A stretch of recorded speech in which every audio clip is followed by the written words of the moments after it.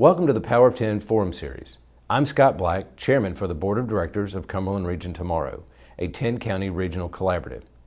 We're excited to engage with you through these discussions on some important issues facing our region. We are so thankful to the great panelists who give their time and expertise to these discussions. We're also very grateful to the support of our sponsors. Without their support and the support of all of our donors, we cannot bring this series to you. We hope you engage in this discussion and work with us as we strive to make the growth of our community the best for all of us.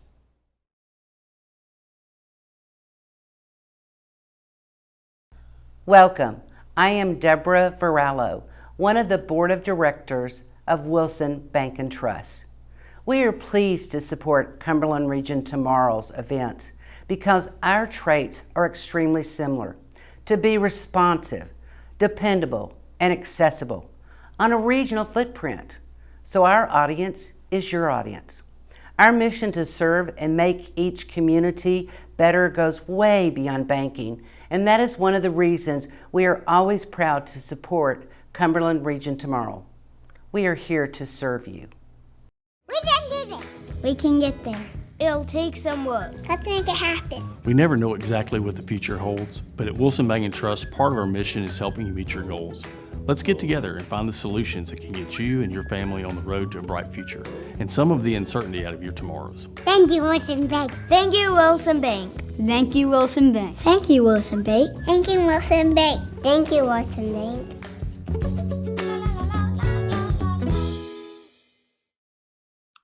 Hello and welcome to the Power of 10 Forum Series hosted by Cumberland Region Tomorrow. I am Ashley Northington, a fourth-generation Nashville native, small business owner, and public affairs strategist who is absolutely passionate about seeing this region thrive. I'm pleased to be leading the discussion today. Public engagement is so critical to ensuring that we create communities that are livable and vibrant, and that our region is one that allows all residents to prosper. Before we get into the discussion today, let's take a look at your dashboard and its features. On the right side of your screen, you will find the chat and Q&A tabs. Use the Q&A tab to submit your questions to the panel. If you have interest in a question that's already been submitted, click the upvote button. That will make it rise in priority. You can view the broadcast in full screen mode by closing the chat and Q&A by clicking on the down arrow in the upper right-hand corner of each feature. You can reopen them if you choose to and use them later in the broadcast by clicking the chat icon, and it will open all of its features. So, now that you understand how the platforms work, let's begin our discussion. We have a great panel lined up for you all today.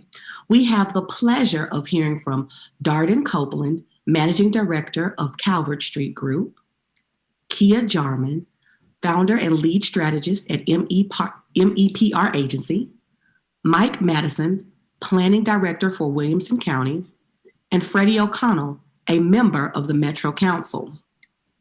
Now, I'm going to allow each of these panelists to share a little bit more about themselves and answer this one question. In your professional view, why is it important for the public to be engaged in city or county planning processes? And I'll start with you, Darden. Great, Ashley, thank you so much. And thanks to Cumberland Region Tomorrow for putting this panel together and for having all of us here today. Quick background, my background is in running electoral politics, and 17 years ago stepped away from that and got into local land use permitting and entitlements. And over my 17 years of working with contentious developments, I found that it's incredibly important to have local buy-in and local outreach in these communities. I think with the advent of the internet and all of the different citizen-led initiatives and awareness campaigns out there, it's absolutely essential that developers meet the community where they are. And so I think that it's critical that we have buy-in from local stakeholders, local citizens. I think local citizens actually make projects better. And so when those opportunities arise, it's really important to bring everybody together around the same table and kind of dive in together. Thank you, Darden. Kia, let's hear from you. Yes, thank you for that, Ashley, and everyone who's listening in today. I'm Kia Jarmon. For the past 15 years, I've led MEPR agency. We're a boutique communications and community engagement firm, really making sure that inclusive communications are a part of the process.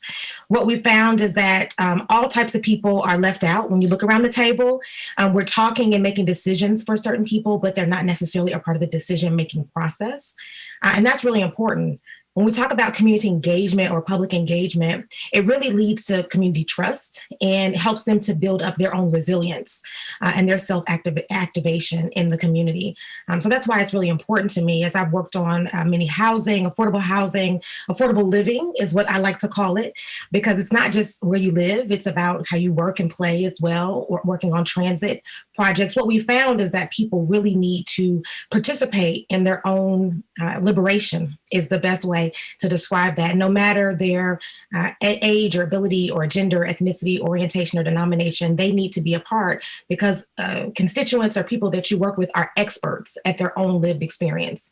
And when we treat them that way, just like we're all consultants or we all do work on this call, when we treat the community that way, they then have their own investment into the process. And even in contentious situations, because we have those, and we welcome those experiences, even when those happen, what people often say is, I tell you, I can't manage the zoning at the end of this, or I don't know what's going to happen when we go before planning.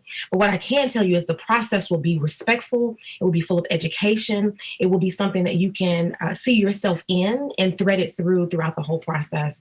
And that's really why it's been important to bring people into the process, because that wouldn't happen if we didn't have people at the heart of their own self-determination and their own self-activation. Thank you, Kia. Mike, let's hear from you. Okay, well, thank you, Ashley, and I really appreciate the opportunity to be here today. So I'm Mike Matteson. I am the planning director for Williamson County. I've been here in this position for about 16 years. Prior to that, I spent about 15 years working in the Carolinas, first in Asheville and then outside of Charlotte. And so along with Council Member O'Connell, I guess I bring a local government perspective to the panel. So the way I look at it, there are three major components or aspects to planning. The first one is developing long-term plans, essentially, what's the big picture vision for the future of the community?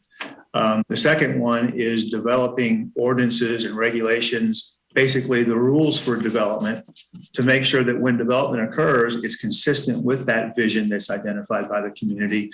And then the third aspect is just the day-to-day, reviewing and approving or not approving development plans, to make sure that they comply with the regulations that we come up with. In terms of why public engagement is important, the short answer is that, getting involved in the planning process can very directly impact the kind of community that people live and work in and the kind of community that their children will live and work in. Planning is all about identifying a future vision and then implementing that. And those things should always be developed based on citizen input. And so I think a lot of people feel like getting involved won't make a difference, but I can tell you as a local government planner that public engagement is critically important. And our job really is to provide those opportunities for citizens to help shape their communities. Love that. Thank you so much. Freddie or Councilmember O'Connell, let's hear from you. Sure. Thanks, Ashley. Hey, everybody. My name is Freddie O'Connell. I represent Metro Council in the 19th District of Nashville, which is basically the urban core district. And before that, I spent 5 years in two different stints as a neighborhood leader in my neighborhood of Salem Town, where I've lived for going on 15 years now. And that was a perfect front row seat to why this matters so much. Basically, as soon as I moved to the neighborhood, we were implementing a community development block grant. And so getting involved in that planning process was first and foremost a great way for me to meet my neighbors. And I met neighbors old and new. It brought people together. That's a hugely important part of it. Something Mike mentioned is also important. I know sometimes it doesn't feel this way, and I know I can speak to this from the standpoint of developing policy as an elected official, but also from managing land use, which is one of the major things that Metro Council does. I know that plenty of times communities will feel like their voices are not heard, but the truth of the matter is both planning staff, a lot of cities and counties have commissions that are set up to do this. Those commissioners, certainly I, as a Metro Council member, listen to communities, right? One of the things that I'm proudest of in my record as a council member is I can count on one hand the number of people that have spoken in opposition to anything I've brought to the floor of council as a land use issue, because we do our work in the community, right? That work in the community matters. In fact, this afternoon at Nashville's Metro Planning Commission, the Edge Hill community will be discussing a pretty major redevelopment proposal. And I'll tell you what, their voices are being heard. It shapes your community. It brings people together. It also informs you. One of the most instructive things that almost made me feel like I had a new level of civic enlightenment was when a member of planning staff came out when I had just become sort of a neighborhood leader for the first time, like elected by my neighbors to be president of our neighborhood association. We had a member of planning staff come out and explain the zoning and land use process. And it was so eye-opening, because to something Kia sort of said too, right? This stuff is all connected, right? It's not just about, hey, are they going to build a building I don't like, or is it going to have a business I don't like? It's also affordable housing, it's transit access, it's sidewalks, it's green space, it's all of those things. So hugely important to be involved in. Love that. Thank you so much for that perspective, Freddie. So now let's dig in a little bit deeper. I'll start with you, Mike. I know that recently you've led a revamp of the Williamson County Comprehensive Plan. Can you talk about the level of engagement during the different stages of each of those planning processes that you mentioned before? Yeah, thanks, Ashley. So yes, we have a new comprehensive plan. That's actually the second update that we've done since I've been here. And from the beginning, we knew the importance of public participation and engagement in the process. And so it was critical to us to design a process that would allow this plan to be citizen driven, because really, the community plan isn't the planner's plan. It's not the county commission's plan. It's the citizens' plan. And so it's important that the plan reflect the values of the community. And so obviously we had to, understand what those values are and then translate that into the vision that's articulated in the plan. And so, we did that in quite a few ways. The first thing we did, which we always do in our long range plans, is establish a citizens advisory committee. And that's a committee that kind of helps staff to kind of reconcile issues and shape the development of the plan. And this is a group that's always comprised of a balanced mix of stakeholders. So we've got developers on there, but we also have a lot of citizens on there, people representing environmental interests, real estate interests. And part of their job is to sort of be a conduit, between us and the larger communities or groups that they represent. We also very early in the process conducted a number of focus group meetings with citizen groups, with developers, with, again, environmental groups, so that we could, begin to kind of frame what the important issues were going to be. Of course, you always have to have, regular traditional physical meetings. And we had several meetings, during the process out in the community. I think we averaged, 100 or so people attending those, which is a pretty good turnout these days for a physical meeting. But we also recognize that in order to really reach the public, you have to have an online presence. And so we spent a lot of time designing how people can get involved virtually. We created a new website that was solely dedicated to the plan, populated that website with a lot of information about the process and information about how people could get involved. And so we found that we were able to reach a lot more people this time using those different methods than we were able to last time. In order to advertise the website, we put signs, at major intersections throughout the community so that people would be, spark their interest and go see what that website is all about. We conducted online surveys, and we tried to replicate the exercises that we did at the public meetings on the website to give people an opportunity to get involved and to actually provide meaningful feedback. And then it was also important, we can't just hold meetings without trying to get the word out. And so we did a lot of things to help advertise the process and how people would get involved.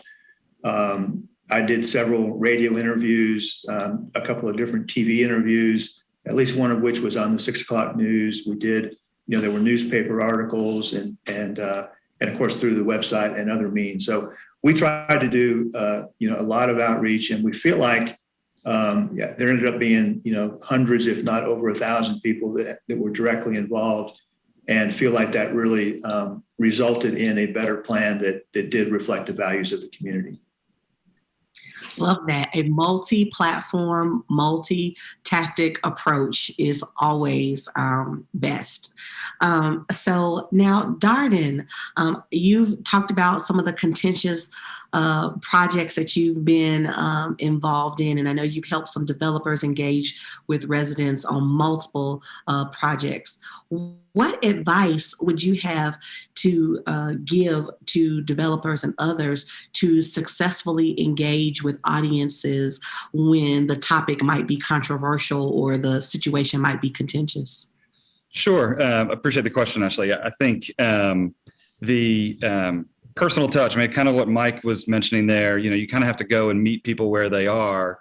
It used to be that a new land use project or any type of change would be public notice in the back of the newspaper, page, B12, and some people may see it, some people may not. And so, the days of listing something in the newspaper and that's your public notice, I think those days are long gone. And so, it's to be commended when developers and planning departments get online and create digital assets that people can go to. But to Kia's point, there's still a lot of people that are being left out of that. There's a digital divide, and there's some people that don't have that same access. And so you really have to go and get hyper local, as we call it. And that may be, community meetings that are inside churches within specific neighborhoods, or HOAs and where they meet. For some of our projects, we go door to door physically to meet people on their doorstep or at their kitchen table. We had a meeting last week for a solar project where we had the meeting at the local hunt club, and it was an unmarked building down a dirt road. We got there, we said, should we put signs out in front of it? And they said, no, all the locals here, they know exactly where this hunt club is. And so this is where the meeting's going to be held. And so you have to go where the people are. And it's a little cliche to meet people where they are, but that's what you have to do. And so, what Mike is doing and creating the digital aspects and assets, that's important. But to Kia's point, there are always going to be folks that are, maybe left behind or don't have that same access. So you really have to try and figure out how to get there. And a lot of this is also state regulations and localities and municipalities. They're creating more opportunities for this input, and it's now required in most cases that the planning department sponsor a public meeting before they get to a public meeting in the district or near where the project site may be, before you go and have the public hearing in kind of the more regular body, the project that Freddie was referencing earlier. So I think that's really a big component of it. And the internet is great, but you've got to meet folks where they are. I love that. Thank you so much. The former newspaper reporter in me wants to say, read the paper. It's important. Let me just get that out there. But you're right. You do have to meet people where they are. So, Freddie, you've seen a great deal of development change in Nashville. What have been sort of the biggest challenges that you've seen in engaging with constituents around the numerous happenings in your district and perhaps across Nashville? Sure, it's a great question. I think one of the biggest challenges is how neighborhoods in a city evolve and kind of the level of ownership people feel in those neighborhoods. Like District 19 is a fascinating district because we have more public housing acreage than any other single council district in the city. We also have the entirety of downtown and the Gulch. But then we also have several traditional kind of urban single family neighborhoods like Edge Hill, like Germantown, like Hope Gardens, right? And so we've also had to deal with a lot, right? I think one of the points that got a little bit lost in the chaos of the Christmas Day bombing on 2nd Avenue is the fact that 400 people live on that corridor, right? Like I had dozens of constituents who literally lost their homes on Christmas morning. And earlier in the year, right, when we had the devastating tornado in March, which ripped through a good chunk of the residential fabric of my district, literally condemning multiple large apartment buildings. Honestly, the biggest challenge I faced in 2020, and this is just the shocks that we had as a city, they weren't so much development, was people getting displaced. If I didn't have a pre-existing relationship with someone who was renting or who had not reached out to me, and they're suddenly out of their home now, it's really, really challenging to then direct them after the displacement event to necessary services, relief, whatever it might be that Metro or the state or even nonprofits could assist them with. So that was a unique challenge to 2020. But it ties actually back to something that I think Darden and Mike touched on.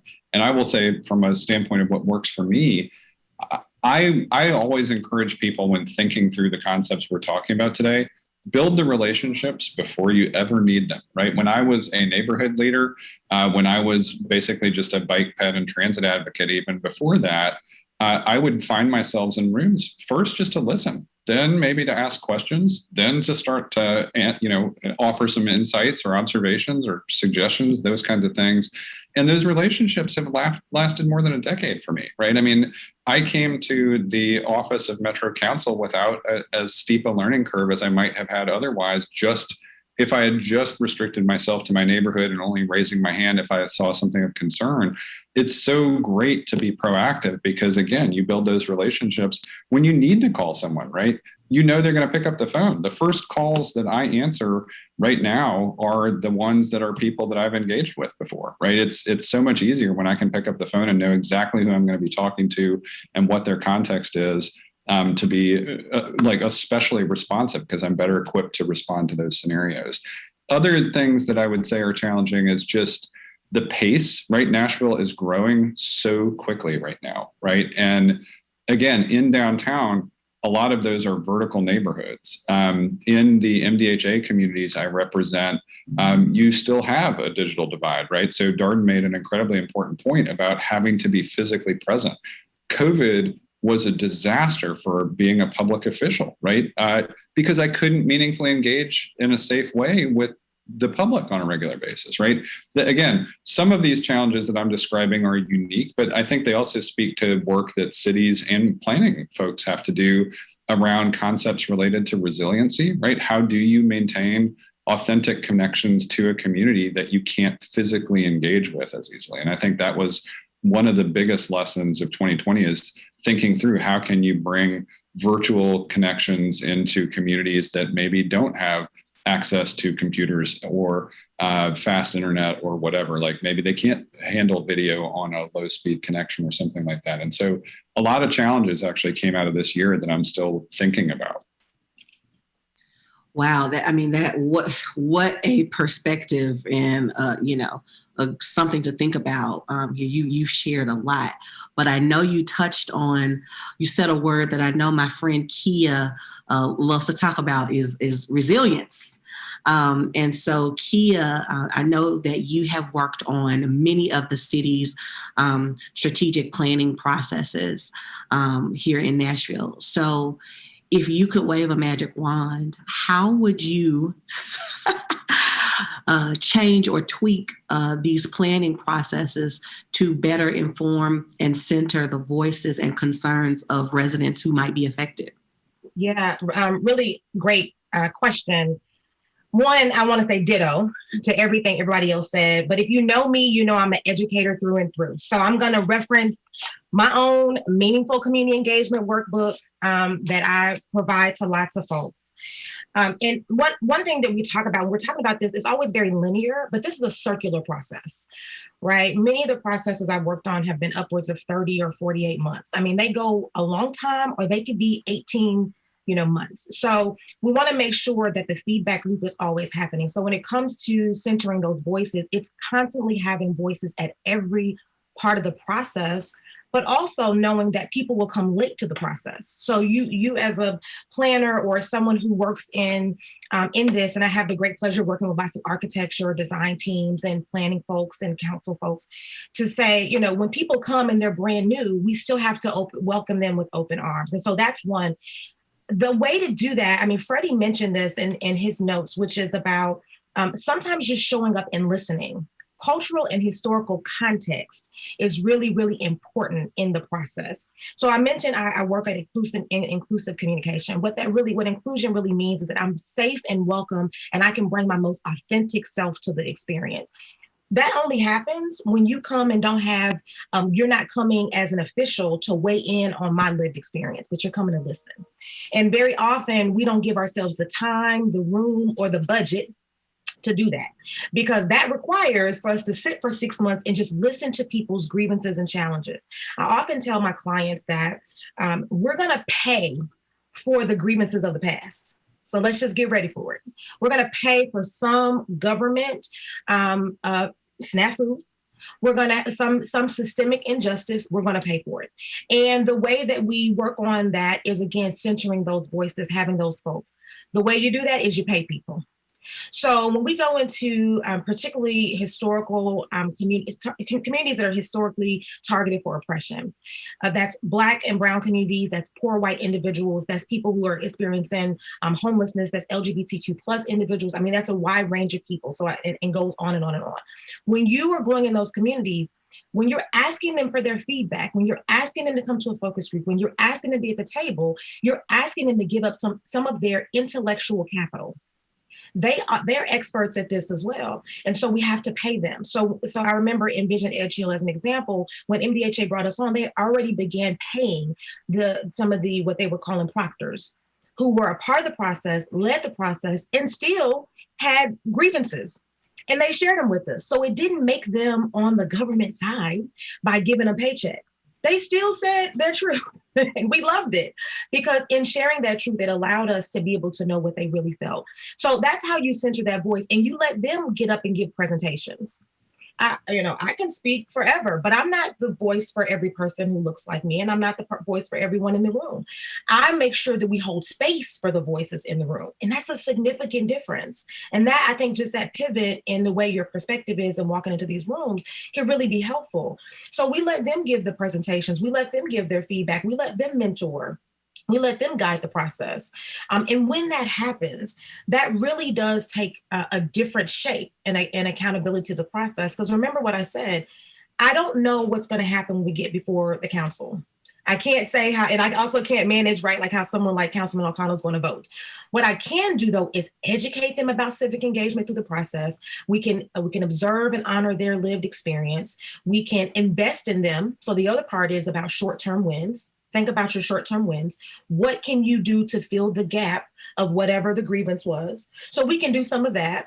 And then when they go before the council, or they go before planning, or they go before some other entity, they're better equipped to be their own representative and their own voice and have their own resilience, which is really, if you follow the community resilience model, if you have one in your city or in your region, then you would understand that it takes a comprehensive amount of steps to make sure that a community is resilient. It's not just that they have good transit, it's that they also have sidewalks, it's that they also have affordable education that is up to par with the rest of the county. It's making sure that they can work and play. It's making sure they don't have to spend $100 on jeans that's down the street. That's what's happening in Edge Hill, right around the corner. There's it's great, but why do I have to pay $10 for coffee? So it's about making sure that the entire community is able to be their fullest self when they're experiencing this. And from there, I'll stop, because I could go all day on this, because I love talking about how people really are the center of everything we do. How you get funded, how you spend money, all of that is about people. So they're your greatest asset. And when we disrespect them or we don't have them a part of the process or center them, then we're really doing a disservice to ourselves and our own process and our own strategic plan and our own movement. So thank you for that question. Ashley, when are you going to get Kia that magic wand? Perhaps this week, perhaps I'll fashion one for her. A few ones in my office, so don't you worry, Freddie. I love that. Thank you, Kia. Now, I love your perspective. That's great. So, Mike, I want to go back to you. Let's talk about some of the key lessons that you have learned. Oh, and wait a minute, before you answer that, for those who are watching with us, please do insert your questions in the chat box. There will be opportunity for Q&A from you all. So any pressing questions that you have, please do put them in the chat box and I'll be sure to ask them at the appropriate time. So again, I'm sorry, Mike, we're going to go to you. What are the key lessons that you've learned throughout all of your experiences? Yeah, that's a good question, and there are a lot of them, and I think that it depends on which aspect of planning we're talking about. But and I'll maybe elaborate on this later. But to me, the most important time for citizens to get involved is during the long range planning process. Where the overall vision of the community is identified and then articulated in a plan, because that really sets the foundation for everything else. And so, I think that I've learned a lot of things through my career in terms of how to really effectively solicit that kind of participation. And I'll just kind of go through a few things that come to mind. And I think the first thing, from a local government perspective, is that you have to actually want the citizen involvement. I mean, that may sound simple, but the public, will know if you're just giving lip service to it. So I think you have to really desire it and understand the importance of it in terms of, how a really good, robust public input process can help make your plan successful and help get it implemented. So that's the first thing. The second thing is that I think it's important as planners that we go into these processes, without preconceived ideas. Go in with kind of a blank slate. We don't want to give the impression that this is already figured out and that people's input doesn't matter. So, of course, as professional planners, it's hard to resist not, already kind of thinking through, what it could be. But it's important that we do resist that. It's important that we go in with kind of a clean slate and hear what the community has to say, and then base the process off of that. I also feel like it's important in these processes to start very general and then get more and more specific as the process unfolds. And so a lot of times working with communities, we'll start just by asking them, hey, what are the 2 or 3 most important planning topics for you in your community? Issue identification. And then, we may go into, all right, what are some big picture goals that you have for your community? And then get into, objectives and then ultimately specific recommendations. I think people have a tendency to want to jump into the solutions right away, but it's important that we start general so we can kind of get buy-in. If people can agree on the overall objective, then it's going to be a lot easier for us to agree on ways to achieve that. So the other thing that I think is that it's really important to demonstrate to the community that you've heard them and that their comments are really meaningfully being integrated into the plans. And so we always record every comment that we get. A lot of times we will type those up, and at a public meeting, we'll post those on big sheets so that people can see their exact comment that they made at a previous meeting, or we'll post that on the website. And then it's important, I think, for us to show them how that specific comment got translated into the next step, into the goals, or into some of the specific recommendations. So those are some things that I think that I've learned that allow a long-range planning process to become more effective. And then jumping into the day-to-day reviewing and approval of development, the public part of that takes on a different form at this point, but it's also, still very, very important. And, what we learn is that citizens are looking for transparency in government.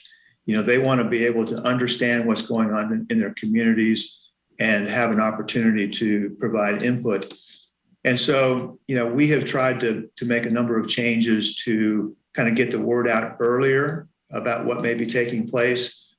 We've done some things on our website to allow people to view development plans that are coming before the Planning Commission, and even our staff reports that provide an analysis and a recommendation of that. And we're working to make additional improvements so that people can see those earlier. Right now we only post those when they've gotten to a certain stage, but we're going to make some changes to provide that information very early in the process so that people can see it, they can understand what's taking place, and they can react to it and provide their comment. Perfect.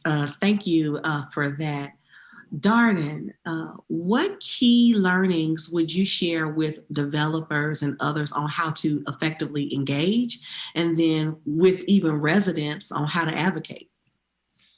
Sure. Great questions. I think the advice to developers, and I think most of them know this, but the level of engagement has changed. And we have this great old poster in our office. It's Norman Rockwell's. It's the Freedom series, freedom of speech, the 4 freedoms: freedom of speech, freedom to worship, freedom from fear, freedom from want. And the one on freedom of speech, it depicts this gentleman standing up in the middle of a town hall meeting, I think in Vermont somewhere, and he has the town report, rolled up in his pocket, and he stands up to raise a question. And those days are long gone where everybody would come together and have a town hall meeting to discuss the issues of the day, whether it be budgetary or land use and planning. And I think part of that is just the internet. I think that's this idea that it's us versus them. Certainly the media, I think, plays a role in this. The media, sometimes the lazy media love an old-fashioned David versus Goliath, and they help kind of stoke the fire a little bit of an us versus them. Politics, I think, in our national politics and sometimes even statewide and local, it's very contentious. And I think that is affecting how individuals, whether it's developers or residents, interact with one another. And certainly social media, where you can kind of pretend to be anybody online and send out anonymous, information. That changes the level of engagement for developers, and developers unfortunately have to be 100% correct and accurate every single minute of every day, whereas a rabble rouser out there who's just opposed to a project doesn't necessarily have to be. And what's the old adage that a lie can make its way around the world before the truth ever puts its shoes on, and that's a disservice. But I think early engagement, I think, is helpful, and education. And so I think that's the lesson there is that you have to go meet them where they are. I keep coming back to that, but look for a mutual gains approach and look for a way to engage one-on-one and find a way where you can create benefits to the community and still make the project work, whatever that may be. You have to be transparent. I think Mike alluded to that, Freddie and others. You have to be transparent and kind of kill them with kindness, so to speak. And you've got to really go above and beyond. You've got to start early, stay late, and wait until every last question has been put forward. And also, I think education, and that's something that I don't know that a lot of developers do very well sometimes, frankly. Explaining what the project is, I think explaining what the project isn't, because there's a lot of, it's kind of the game of telephone. You whisper to one person what the project is, and they whisper to the next person, and by the time it gets all the way around, your project has been described as something totally, farther from what the project was intended to be. residents have, bigger and bigger voices now with elected officials, and Freddie will tell you that, and others, that their voices are being heard. And so, you have to go and kind of meet them where they are, do the education to get that right, and also understand where they're coming from. A lot of, these controversial land use projects really come down to kind of quality of life and an individual's, kind of personal freedoms and their property. And for a lot of folks, for the projects we see, these communities, these people, they may not have a 401k. I mean, their life savings may be tied up in that property. And so when you propose something that is different than what they're accustomed to, there's fear in the unknown. There's fear in that. So you have to kind of understand and put yourself, have a little empathy, put yourself in the shoes of those individuals. If you're meeting them truly where they are, it'll help you understand where those concerns are coming from. So understanding that the levels of engagement have changed, I think, is super important for developers these days. That is great advice. Having empathy is so critically important when we are engaging with folks directly on issues that impact their daily lives. So that is just key. Freddie, now I'm going to go back to you. What advice would you share with residents who want to engage with elected officials on the merits or shortfalls of a project? Or, what advice would you give with other elected officials who want to engage with residents on the merits or shortfalls of a project? Sure. Thanks, Ashley. I'll cycle back to something I mentioned earlier, right? I think building those relationships early, right? If you move to a new area, if you've been somewhere and there's just been an election, introduce yourself. I get emails, calls from people all the time that are just like, hey, just wanted to say, hey, those are great. Those are great opportunities for me to build a new relationship as an elected official. But it's even better because I see somebody taking initiative to set up a meeting and build that relationship before you need it, which is always a key part of it. I think, to Darden's point, right, I think there are a couple of takeaways that I think I heard that I'll try to distill here, right? No one likes surprises, right? And so for me as an elected official, the approach I take, and I think most of my constituents in the places I represent now, anybody who brings a project proposal to me, I say, your next stop is these people in the community, right? And I give them a list of people to go talk to, right? And I say, before you go file anything with the Planning Commission, before you do whatever, you're going to go talk to the community and make sure people are aware of what you're doing. And that helps both parties, right? That helps the people on the ground not be surprised and have that sort of just immediate sense of resentment about something, but it also ultimately helps as a show of good faith, right? People are going to come together. And part of what this approach, I think, has produced, at least in District 19 over the past 6 years, is that we have community-based projects that have generally succeeded and produced, benefits like developers get what they need out of it. I mean, they're obviously doing profitable work, but they're also producing something that it ends up being typically of lasting value to a community.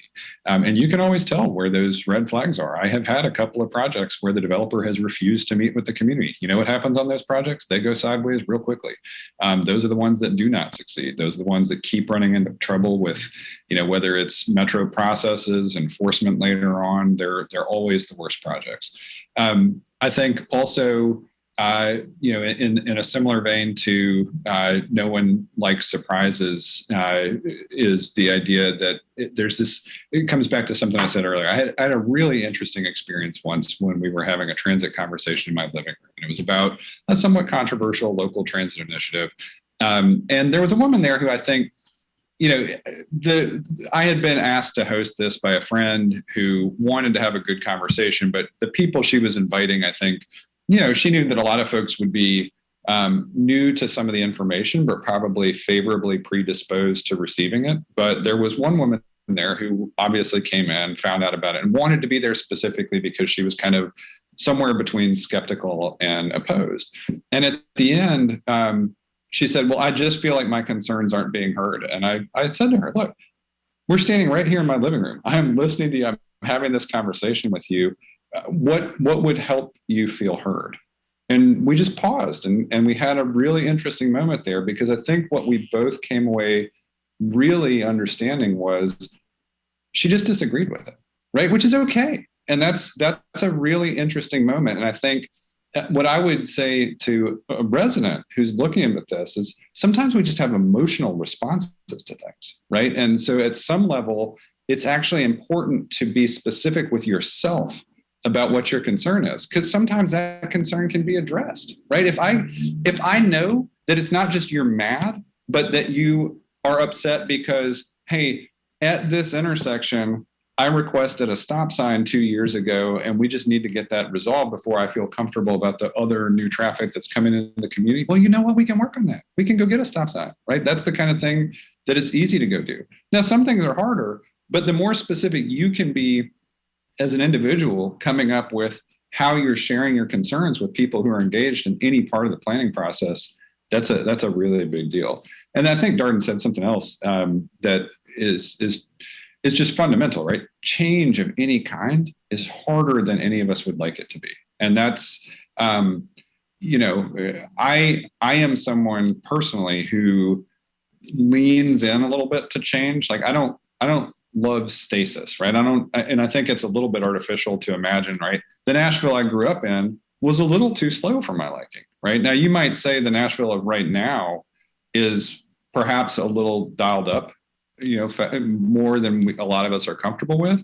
But, ultimately you are either growing and dynamic or you're shrinking and declining, right? And give me the challenges of growth any day of the week over the challenges of decline, right? And I think that's one thing to think about too is, hey, is this change occurring because something overall good that I can tap into is happening out there? Or is this change occurring because somebody's actually trying to do something bad, like bad for the city, bad for the long-term, overall success of my community? And it's really important to engage in what the nature of that change is. This is so good. I really, really appreciate that wrap up and those sort of key lessons. One thing that I've got out of this is that before I move into my new house in Davidson County, I need to introduce myself to my councilman before I harass him about streetlights. So that is a lesson that I have learned. Ashley, we are going to welcome you here to Nashville with open arms. Come on back in here. Yes. I am coming back.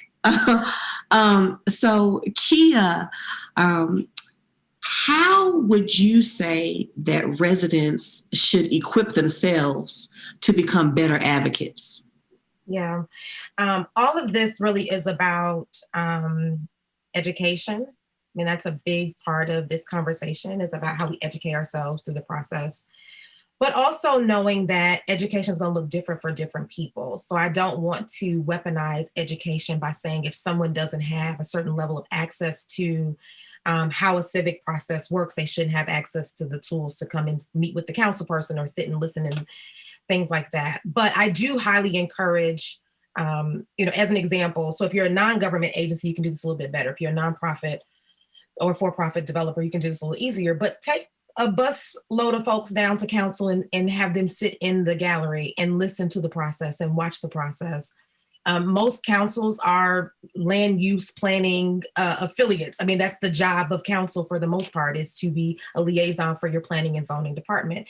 So even though there's a planning commission, so take them down there, let them listen to what some of the questions are, let them listen to what the concerns are, let them become educated about the process. When they're uninformed, then that's when they are going to come to meetings sharing that misinformation. I was in a meeting, I wasn't leading the community engagement, we were an adjacent property. And it went off the rails because the community just didn't understand the type of housing that was coming into the neighborhood. And all I kept hearing was, these are going to be FEMA trailers. I mean, that was the only narrative that kept getting spewed in this meeting. These houses were not FEMA trailers. They were very nice. But the point was, because they didn't have the education, because their community engagement process, whoever was coming in, wasn't necessarily structured in a way. It's not a negative. It's just it goes off the rails. It wasn't structured in a way where people knew the process. They knew this is the housing type. The zoning requires this type of siding. I mean, we had those conversations in meetings I've been in. We're talking about siding of a building. People are really concerned about those type of things, but they don't know why they're concerned. So we give them education. I believe the other part of kind of self-advocacy for residents is about holding people accountable. So, you shared this in this meeting. We'd like to know where this goes. On the flip of that, because I want to make this a well-rounded point, on the flip of that, for a developer, when people share something in a meeting, I often say have a large white piece of paper, call it a parking lot, write every question that's not relevant to the conversation, and say, I'm going to find out about that for you. Even if I don't know the answer, I'm going to find out about that and point it back to you.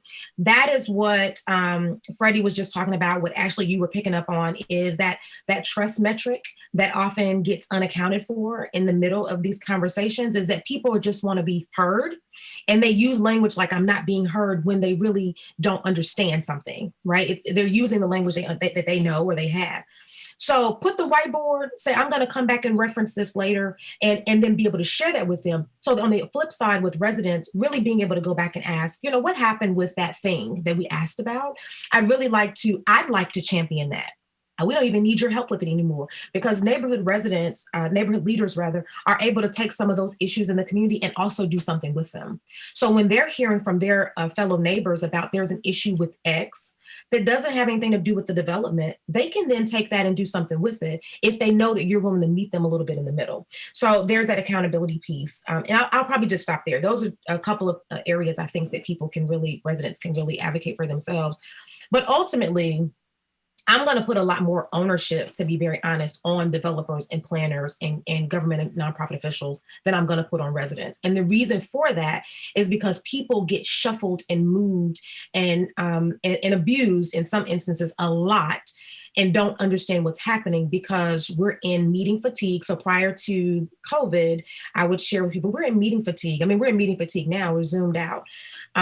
But just imagine doing the amount of public processes that we were having in Nashville prior to the pandemic. People were in meetings all the time. There could be some better cohesion. We work in silos in Nashville in our government. We could do better by that. I mean, so some of that I'm going to put back on the ownership of government and nonprofit leaders, because we could do a better job of leading neighbors through a process versus whipping them around and then being upset when they're not adhering to what we want them to, because we whip them around. So I'm going to always kind of land there first. I love that, Kia. Thank you. I think that it's really important, this idea about people's voices not being heard, even when they're participating in the process, is so critically important. And sometimes it's not necessarily that people aren't hearing them. It's maybe pausing, like Freddie mentioned, and asking, what would make you feel heard? I think that is so key. So now we are going to get some good questions from the audience. And so for those who have submitted questions, thank you so much for doing so. The first one is for Freddie O'Connell, and it is, how can Nextdoor and other neighborhood-focused social media be helpful?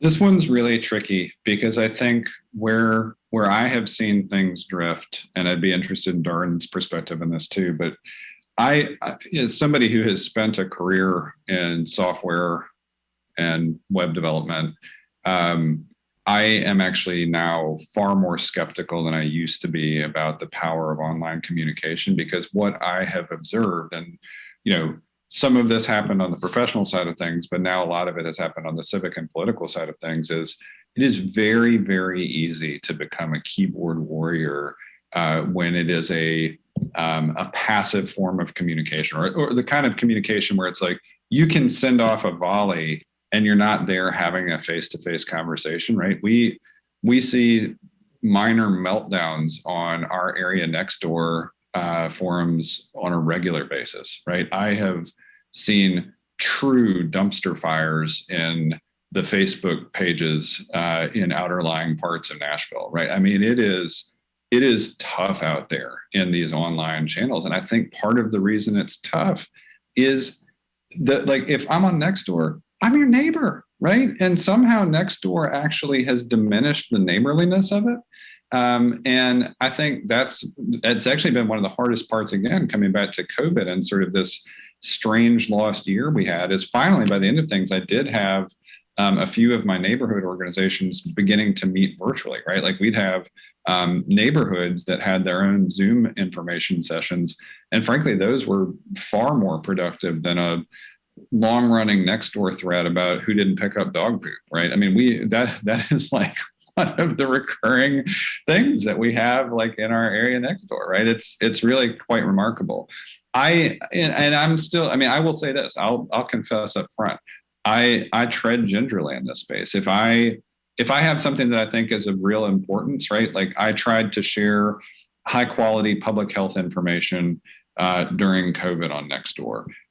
We tried to share important community meetings about planning matters on Nextdoor.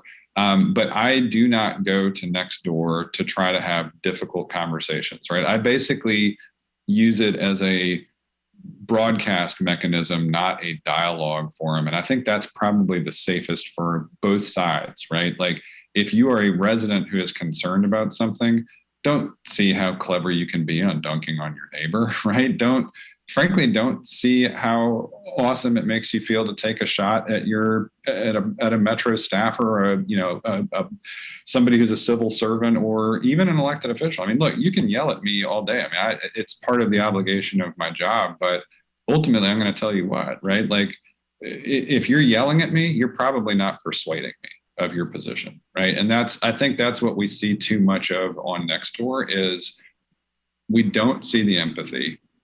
We are not face to face. And I think the best use of it is just, I'm going to put some information out there and come to the table with me and we'll discuss it. Right. And I mean, Nextdoor, social media too. I mean, Facebook, the most that I use Facebook for anymore these days is literally that, right? It's like, here is an event or here is something that may be a piece of public information. I do not use it as a solicitation for discussion because those discussions become too ugly too quickly.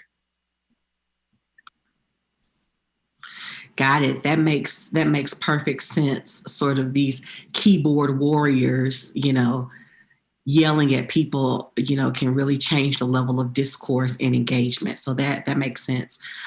Kia, now I'm going to ask you a question, and that is, what do you do to ensure that the development that has been promised to the community is the development that is built out and maintained over time?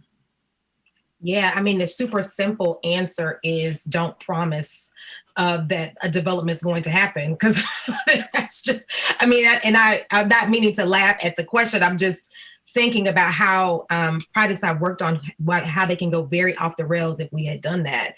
What I found works best is one, to set some guiding principles. And so you do those with and guiding values, and you do those with the residents. Matter of fact, one of the last, right before COVID experiences we did, I had residents to create their own value statement about what their community was going to be. They had a table value statement about kind of how they could hold each other accountable. And then they had a community value statement, and that ended up in the final plan. So those guiding principles are what's going to, those values and then those guiding principles are what is going to shape the neighborhood more than we're going to have this building and this much green space and this much, because that is going to be really challenging to manage.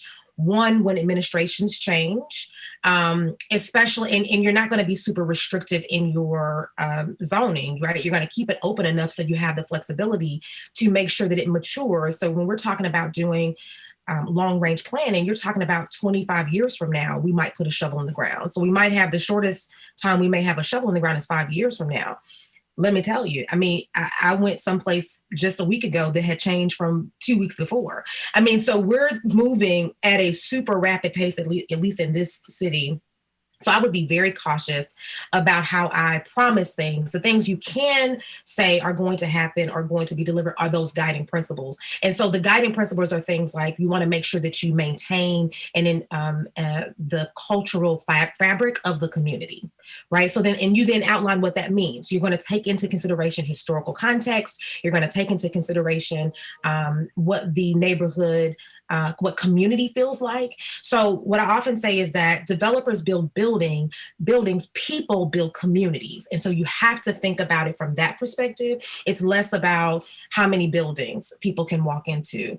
The other thing I will say, though, as it relates to adding guiding principles, I do want to put this piece, and this is a guiding question that I often ask my development, my architecture teams, my design teams.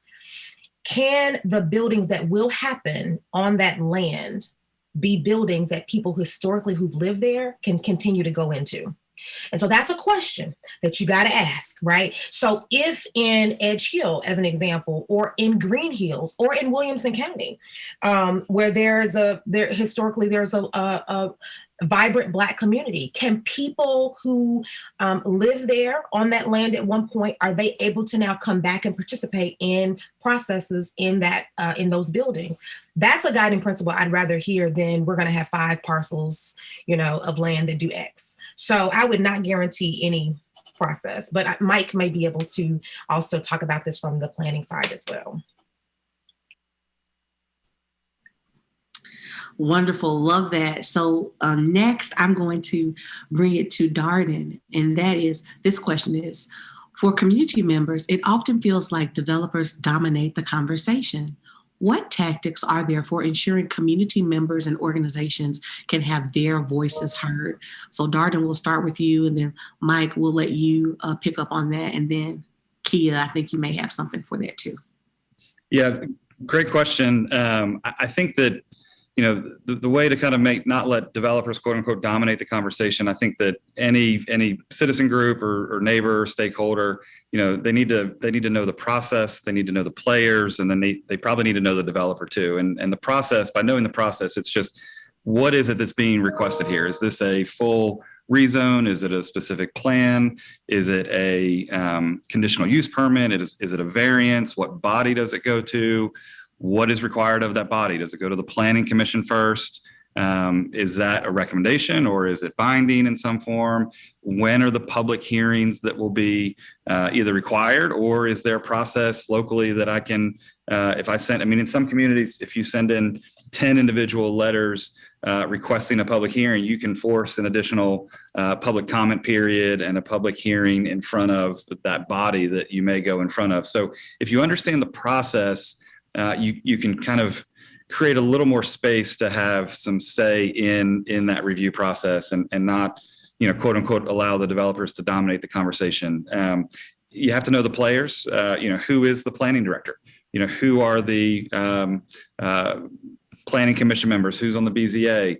What are the rules there? There's ex parte communication rules on who you can talk to, who you can lobby. So understanding those rules, I think, is very important from a citizen's perspective in having that conversation around development. But I think, even beyond that, I think knowing who the developer is and requesting to sit down. I think, to the keyboard warrior comments from earlier, it's easy to lob bombs in all day on Nextdoor, but maybe just pick up the phone and call the developer. And most developers now will sit down and have a conversation. If they have a good project and a good plan, they will take your call. They will make time. They will sit down and have coffee and walk you through the process and allow for that. It's the old Woody Allen adage. I don't know if he really said it, but it gets attributed to him. And that is 80% of life is showing up. And I think if you show up and if you can schedule that time to meet face to face, it's amazing how all of these things will kind of shed away, and it won't be as contentious when you actually get to know somebody or sit face to face and break bread with them and have that conversation. So knowing who the developer is, I think, and then I think rules of engagement real fast, and I'll turn it over to others who have other insights. But rules of engagement, I think, be respectful, be reasonable, and kind of fight fair, right? I mean, I don't think anybody, you don't want to get into the us versus them and make it contentious right out of the bat.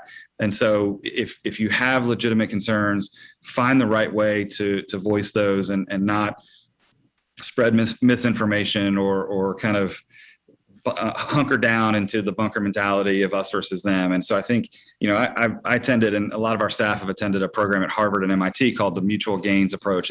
The program is called Dealing with an Angry Public, and it was all about mutual gains and how can you find the middle ground. And it was for developers and stakeholders and alike. And that was a great approach. And we try and preach that on all of our projects to figure out how can we sit down and kind of come up with a win-win so that everybody feels good about it. So, and the last thing I'll say, maybe if you don't like the outcome, if you still feel like the developers are dominating the conversation or your elected officials aren't, or staff are not hearing you, then run for office. And there are, land use has produced a lot of great projects, but land use has also produced a lot of great candidates for office. And I know Freddie is a hell of an elected official because of his land use experience. And I know Kia is going to make a great governor one day. So if you don't like the end result, roll up your sleeves, jump in and run for office. I love that. Mike, would you share your thoughts? Yeah, let me jump in here a little bit too. And I agree with Darden. He made a lot of good points there. And I'm not sure that the specifics that prompted Annika's question, but I know, here in Williamson County, a lot of people will get frustrated. For instance, if they show up to a planning commission meeting in opposition to a development and the development still gets approved. And so that can be the source of feeling like the developer is in control or dominating. And so I think it's important that people understand, when public comment is most impactful, when it can make the most difference, and kind of tailor their comments accordingly. I mentioned earlier, that the most important part of our planning process is the development of the long-range plan and the vision for the community, because that sets the stage for everything else. A lot of times our planning commission is somewhat hamstrung because if there's a development that meets all of the requirements of the zoning ordinance, they're pretty much obligated to approve it. They don't have a lot of latitude. And so that's why citizens getting involved at the beginning stage when we're forming the plans is most impactful, in terms of helping to shape the community and helping to determine what kind of development will come before the Planning Commission. So, I think that's really important for people to understand so that they can, be most effective in giving their public comment. When it comes down to a specific development proposal in front of the Planning Commission, because it sort of boils down to, does it meet the regulations or does it not? I think it's important for people to understand, educate themselves in terms of what those regulations are, and then tailor their remarks to get at that particular issue. And I mentioned our website. We're making improvements to get information to the public sooner, so that they'll have more time to digest a proposed development. And we're always available to answer questions and talk about what the ordinances are to help anybody, whether it's the citizens or the developer, understand how to make their voices heard, tailored to what the Planning Commission is going to be looking at. Perfect. Thank you. Future Governor Jarmon, did you have any thoughts that you wanted to share? Listen, I'll take all of the compliments and votes, but just to layer in some of the other things that we've heard throughout the day, but I want to just echo them again. I'm a board member for Neighbor to Neighbor. I wouldn't do my job if I wasn't advocating for strong neighborhood associations. When you come together, and what we often see is that neighborhood associations only come together around an issue. That means a challenge, something that's negative. We want people to be coming together when there are positive things happening, so that what we've seen is that if you're a strong neighborhood, the developer will not even try to come into the community without having a conversation with you all and sit down. So it's really important that we're coming together as neighborhood or reactivating your neighborhood association if you're not in current standing. that then goes into a point that Darden was making about rules of engagement. I'd call them community norms. Sitting down before you talk about the development at all and really outlining how are the meetings going to go? How are we going to be in relationship with each other? How do we want to communicate? For every comment the developer makes, two community members speak, as an example, right? Write those down. Let those guide the conversation that you're going to have with each other, because that's going to be really important. But the other part that's important is for the community to think about the non-negotiables. So I've been on projects before where we walked into the meeting. I had talked to the client about having, let's adhere to what they wanted. They wanted a specific type of zoning. They did not want a road to be open. The developer said, fine.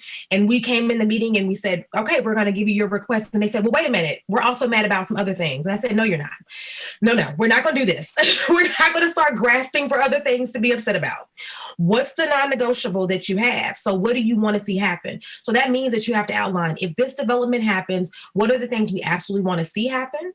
And what are the things that we absolutely we will walk away, or we will turn our backs on this project if it doesn't work? Outline those in the beginning, because when you start grasping at other things, it does frustrate the process. It will frustrate you because now you're starting to look for other reasons to be upset, and it will frustrate the developer, which unfortunately, if they're a for-profit developer and they're able to just go get their planning approved and they're able to do their 1 or 2 meetings, they send out their notice, that card, and that's all they had to do, it really can become a very contentious relationship. You don't want to do that. So I would say, having that strong relationship, sitting down in the beginning, setting the parameters for the relationship, and then showing up, having someone show up to be on development watch, if you will, or policy watch is really important. So while you're thinking about your neighborhood association, also see who can go down and sit in council and listen to what's happening, because everybody can't show up at the same time. To Mike's point, you might not need to have 30 voices saying the same exact thing in public comment. You might need to have 5 really strong voices saying 5 different things that are relative to that project. So find out who those people are, again, in the beginning, so that you can you're not grasping, trying to figure out how do you delay a process or a project, when reality is you might want development. You might really want growth in your community. You just want smart growth and you want inclusive growth. And so think about it from that perspective, and you might have a different outcome potentially. Thank you, Kia. That was great. So now we'll take one last question from the audience, and I'm going to direct this one to Freddie. And that one is, what practices can Metro or other governments take to ensure that good public engagement is the norm? And then also, where can communities learn about these various planning processes and developments? This is a great question. And I think, I'll start up front and say, I generally don't think you reach some end state, right? Like the goal here is continuous improvement. But it's a fundamentally important question, right? Because I think Darden referenced this earlier, right? Like old Nashville came from an era in which, quote unquote, appropriate public notice was a listing in, a newspaper. And for a little while, it might be a newspaper with sufficient but not particularly substantial circulation, right? Basically meeting the letter of the law on this.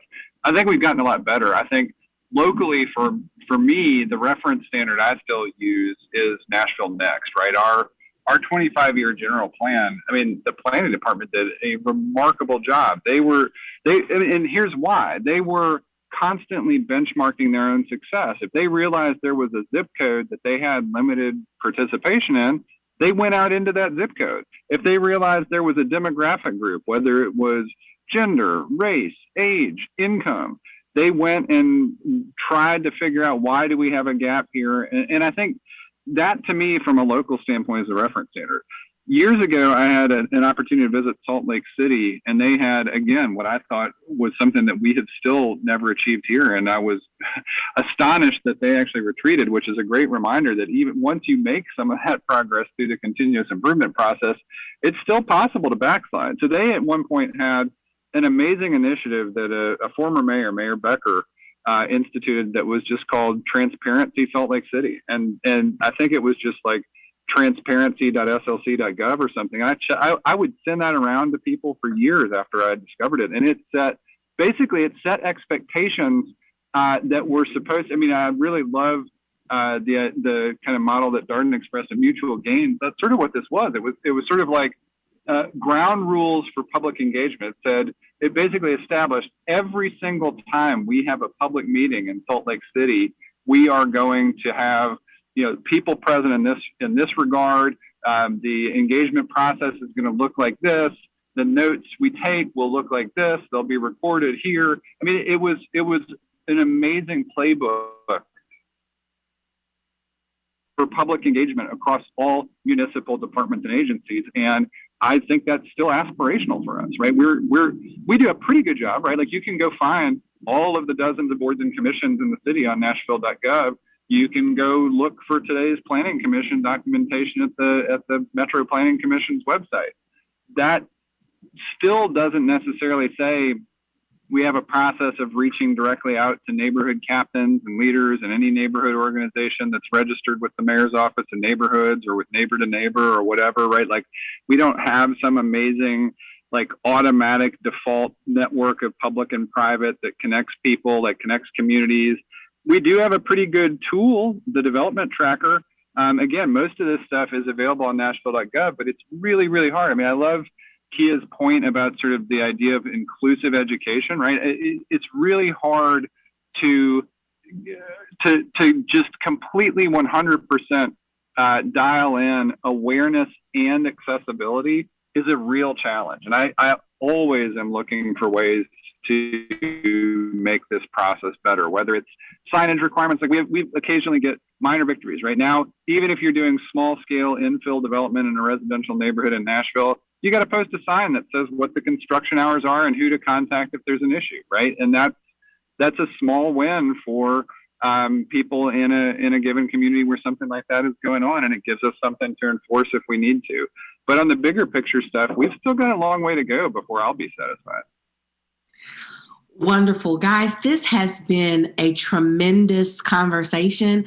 Thank you, Mike, Freddie, Kia, and Darden, for your expertise and for sharing your perspectives with us today.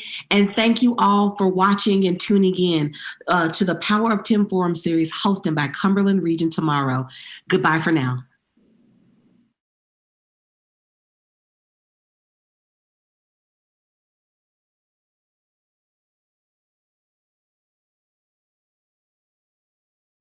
Thanks for joining us today. I hope you enjoyed the conversation. Please visit our website at www.yourcrt.com and be sure to sign up for our email list so you can stay up to date on important issues across the region and CRT's upcoming events.